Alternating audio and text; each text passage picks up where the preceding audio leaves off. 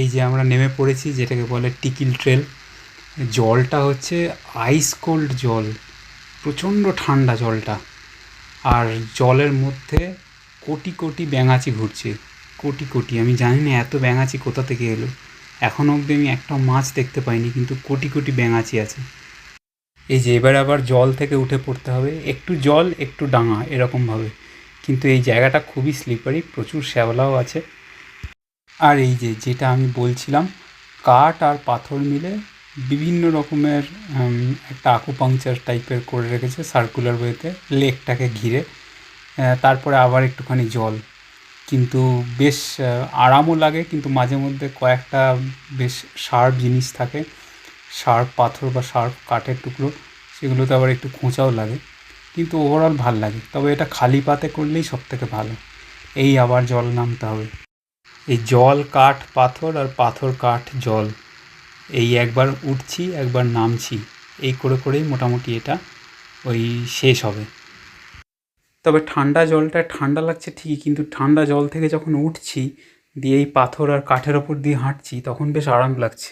ওই যেরকম বলেছিলাম আর কি, বেশ ভালো একটা মাসাজ। যাক, এইসব করতে করতে আমরা প্রায় লেকটা এক চক্কর দিয়ে দিলাম। এরপরেই একটা কাদার মধ্যে যেতে হবে আমাদেরকে, এটাই লাস্ট। এই ভদ্রমহিলা নিজের 2 বাচ্চাকে নিয়ে উঠেছে। এখানেও সেরকমভাবেই ক্যারি করতে হয়, আমাদেরও করতে হয়েছে যখন এরা ছোট ছিল আমার ছানারা। এই সেই কাদা, এই কাদাটা বেশ বেশ ইন্টারেস্টিং, বেশ মজাও লাগে ভয়ও লাগে, কারণ এটা অনেকটা ডিপ ভেতরটা, পাটা পুরো ভেতরে ঢুকে যায়, মনে হয় যেন সেই চোরাবালির মতো।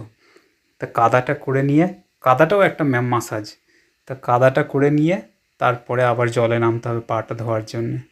তবে এটা একবার করার পরে বেশ নেশার মতো, একটুখানি বসার পরে মনে হয় যাই আর একবার করে আসি। আমার ছোটো ছানা আগের বার যখন এসছিল, ও তখন খুবই ছোট ছিল, তা ওকে ধরে ধরে ধরে ধরে নিয়ে গেছিলাম। কিন্তু এখন একটু যেহেতু বড় হয়েছে, ডানা গজিয়েছে, এখন নিজের একটু ভালো লাগছে, তা আমার ছোটো ছানা একাই পুরো রাউন্ড করে নিল আর একবার।